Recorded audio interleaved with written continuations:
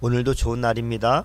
이 시간 말씀을 듣는 모든 분들에게 하나님께서 은혜 베풀어 주시기를 원합니다. 하나님의 백성에게도 좋지 않는 일이 일어납니다. 예기치 못한 사고가 일어날 수 있고요. 심지어 갑자기 질병에 걸려서 고통을 당하거나 죽음을 맞을 때도 있습니다. 그렇다면 그런 나쁜 일들 속에서 하나님의 은혜가 없는 것일까요? 그렇지는 않습니다.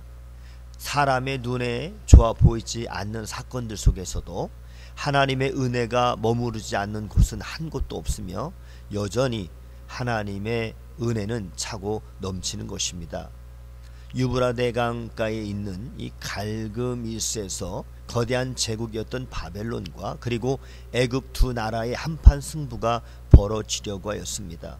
그 한판 승부를 위해서 바벨론 왕과 애굽 왕은 자신의 군대를 이동시켜야 했는데 애굽에서 갈그미스까지 가려면 유다 땅을 지나야만 했습니다. 느고가 군대를 이끌고 유다 땅으로 접근해 오자 요시야 왕은 군대를 동원해서 길을 막아섰습니다. 애굽의 느고 왕은 유다를 치러 가는 것이 아니다, 바벨론 군대를 치러 가는 길이라고 그렇게 말했지만 요시야는 그 말을 듣지 않고 전쟁을 벌였습니다. 결국 그 전쟁에 요시야 왕은 화살을 맞고 중상을 입고 마침내 예루살렘에서 죽고 맙니다.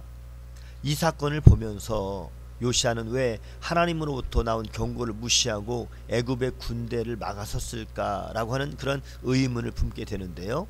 요시야 역시 다른 왕들처럼 말년에 교만해져서 하나님의 뜻을 분별하는 데 실패했기 때문이라고 해석하는 사람들도 있습니다.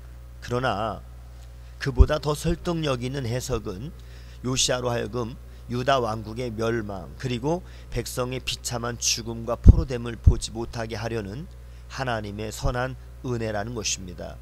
실제로 예레미야 선지자가 예레미야서 22장 10절에 죽은 요시야를 위해서 울지 말고 살아남아있는 요시야의 아들들을 위해서 울라고 선언하는 것을 보면 이 견해는 더 타당성이 있어 보입니다.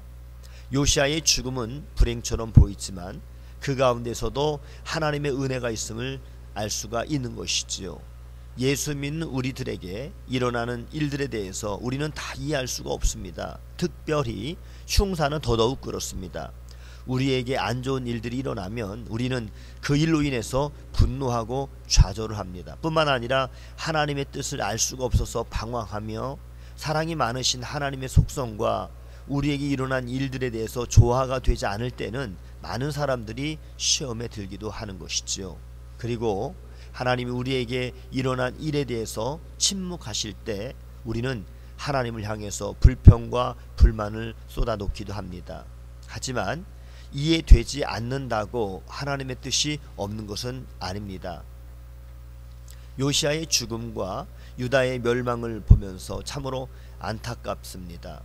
하지만 하나님은 유다를 더 이상 유지시킬 의미가 없다고 판단하셨고 다윗 왕조를 정리하시기로 결정하셨습니다. 그리고 그 후에 참된 다윗의 후손인 예수 그리스도의 나라가 세워졌습니다. 이렇게 넓게 생각해 보면 망하는 것도 복이 될 수가 있는 것이지요.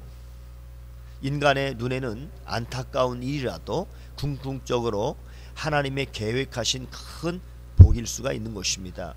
요시야의 죽음에 하나님의 은혜가 작동했듯이 우리에게 일어난 모든 일도 결국 하나님의 사랑이고 하나님의 은혜인 것입니다. 단지 우리가 그것을 알지 못하고 느끼지 못해서 더 많이 아파하는 것이 있죠. 이럴 때 중요한 것은 바로 믿음입니다. 슬프고 힘든 일을 당하면 믿음보다 감정이 먼저 막 움직이게 됩니다. 그리고 그 감정이 믿음을 이기면 불평의 말과 원망의 말을 거침없이 쏟아내 버리는 것이지요. 하지만 감정이라고 하는 것은 언제나 그렇듯이 자주 변합니다. 따라서 하나님의 자녀들은 감정보다 믿음이 앞서도록 철저하게 훈련을 해야 하는 것입니다. 물론 감정이 무조건 나쁘다라고 하는 것은 아닙니다. 다만 모든 것이 하나님의 은혜임을 믿는 믿음이 먼저 작동되고 먼저 움직여야 한다는 것입니다. 믿음으로 무장해서 세상을 이기는 하나님의 사람이 되시기를 바랍니다. 하나님이 우리보다 지혜롭고 더 크심을 믿는다면 지금 여러분 앞에 벌어진 일들이 하나님의 계획 속에 있음을 믿으시고 오늘도 감사하며 기도로 나가시는 복된 성도들이 다 되시기를 주님의 이름으로 축복합니다. 샬롬.